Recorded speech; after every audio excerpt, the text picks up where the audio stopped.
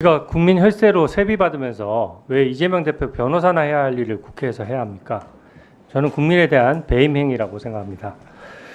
이 대북 송금 사건은 분명히 실체가 있는 사건이에요. 북한으로 800만 불이 실제 지급이 됐고 달러를 만드느라 기업 임직원들 수십 명이 동원이 됐습니다. 또 800만 불을 대납한 이익의 최종 기속 주체는 당시 당연히 경기도지사인 이재명 대표였죠.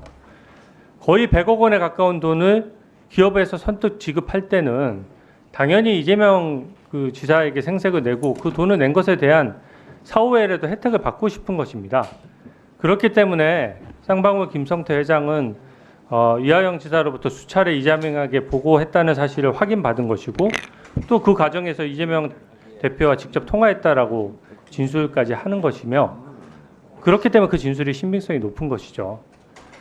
이하영 증인의 경우도 마찬가지입니다. 이게 평화부지사로서 당시에 이재명 지사는 방북이라는 큰 정치적 성과를 내는 부분이거든요.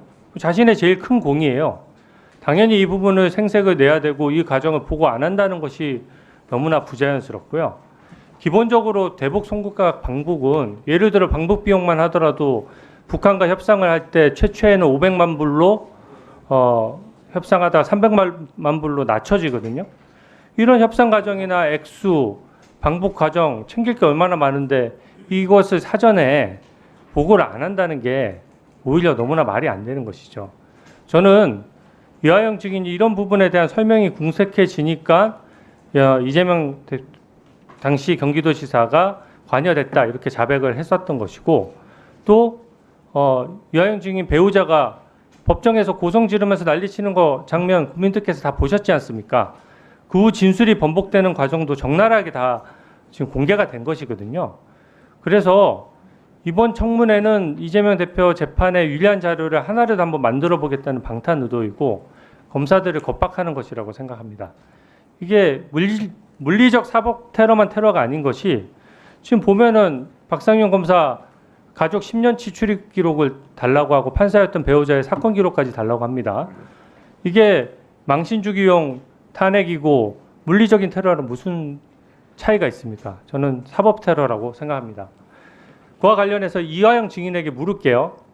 일단 경기도지사에 대해서 허위 자백을 했다고 주장하시는데 자백했던 내용부터 제가 먼저 확인을 해보겠습니다. 이거는 작년 무려 5월 19일부터 6월 30일까지 42일간 이하영 증인은 이재명 대표가 대북 송금 사건을 보고받고 관여되어 있었다고 검찰에서 자백한 적은 있었죠? 그게 허위 자백이라고 주장하는 거 아닙니까? 자백한 사실이 있죠? 그런 사실 자체가 없기 때문에 아니 자백을 했었냐고 묻는 거잖아요. 자백하지 않았습니다. 자백하지 않았고. 아니 조서가 나와 있고 당시 아니 허위 자백이라고 지금 주장하는 거지 않습니까? 당시 그렇지 않고 마지막 설주한 잠깐만요. 당시 설주한 이하영 변호사가 이하영 증인이 자백하는 그 조서 내용에 같이 서명 날인까지 했었어요. 그러니까 설주환 변호사께서는 제가 알기로는 6월 12일인가 사임을 하셨고 그 뒤에 6월 12일 이후에 변호사가 없으니까 박상용 검사가 저를 회유해서 그런 허위 사실을 자백하도록 만들어내려고 아니 설주한 이한희 변호사 당시 변호사 맞습니까? 제 말씀 아니 잠깐만요. 제가 제 질의 시간이잖아요. 설주한 이한희 변호사가 당시에 본인이 회유당해서 자백했다라고 주장하던 그때의 변호사가 맞아요? 6월 12일까지는 설주환 변호사가 네. 검찰청에 배석하는 역할을 하셨고요. 이게 잠깐만요. 6월 설주환 변호사는요. 아니 제 질의 시간이잖아요. 설주환 변호사는 당시 어떻게 얘기하냐면 이하영 증인에 대한 조사에 참여했는데 음주 사실이 없었던 건 당연하고 이하영 증인에게 부적절한 회유나 협박하는 장면을 아예 목격한 적이 없다라고 얘기해요. 그리고 그 사실을 이하영 증인으로부터 들은 적도 없다라고 하고요. 이한희 변호사도 당시에 조사에 참여한 변호사인데 음주 사실도 없었고 당연히 부적절한 회유나 협박하는 장면은 목격한 사실이 없고 오히려 이하영 증인이 검찰 조사 과정에서 쌍방울의 경기도지사 방북 추진을 부탁했다라고 진술하면서 구체적인 진술을 했다라고 주장을 하거든요. 근데 이번에 국민의힘에서는 설주한 이한희 변호사가 당시 허위 자백했다고 하는 시점에 그 변호사이기 때문에 진상을 밝히기 위해서 증인 신청을 했는데 정말 황당하게도 지금 민주당 측에서 지금 일방 의결하면서 설주한 이한희 변호사는 쏙 빼고 당시 회유당했을 때라고 주장하는 그 당시에 있었던 변호사는 빼고 회유당해서 실컷 다 자백하고 그 이후에 변호사만 지금 현재 증인으로 신청을 해서 일방 의결한 상황이거든요. 이게 진상을 밝히려고 하면 회유당했던 시점에 변호사들이 앉아 있었잖아요. 그분들은 전문 직업인들이고 그분들에 대해서 증인 신청을 받아주는 게 맞다고 생각하고요. 제가 하나만 더 물어볼게요. 잠깐만요. 하나. 이게 보면 이재명 대표를 모함해서 지금 징역 10년도 넘게 살릴 수 있는 거를 허위로 자백했다는 것인데 아까 보니까 김성태 회장이 뭐 없는 사실도 지어내서 협박을 하려고 했기 때문에 내가 어쩔 수 없이 이재명 대표를 모함하게 됐다. 허위 진술하게 됐다. 이런 주장인데 징역 10년도 넘게 살릴 수 있는데 도대체 김성태 회장이 거짓 진술로 뭘 거짓 진술하겠다고 했길래 이거를 허위 자백한다는 말입니까? 이건 이 이치에 맞지 않는 내용이고요. 제가 하나만 확인할게요. 당시 김영태 변호사랑 접견을 하면서 녹음 파일을 법정에 증거로 제출한 사실 있죠? 그 부분은 있죠? 있습니까? 없습니까? 제가 잘 모릅니다. 네. 이 내용을 보니까 당시 김성태 회장이 협박했다는 내용을 보니까 이해찬 전 대표가 이재명 지사를 지원하기 위해서 광장이라는 조직을 만들었는데 그 광장에다가 김성태 회장이 돈을 댔다.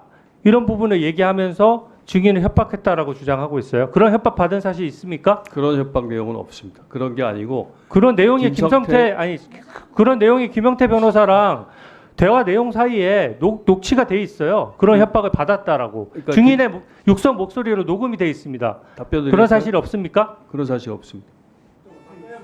네. 답변 드릴까요? 그러니까 저기 잠깐만요. 누가 지금 네 하셨습니까? 네. 증인은요. 이렇게 시간이 끝나고 본인이 답변을 기회를 갖지 못해서 그런 경우는 위원장한테 발언 기회를 신청하라고 아까 모두반한테 말씀하셨죠. 네네네. 자, 못다한 발언하세요.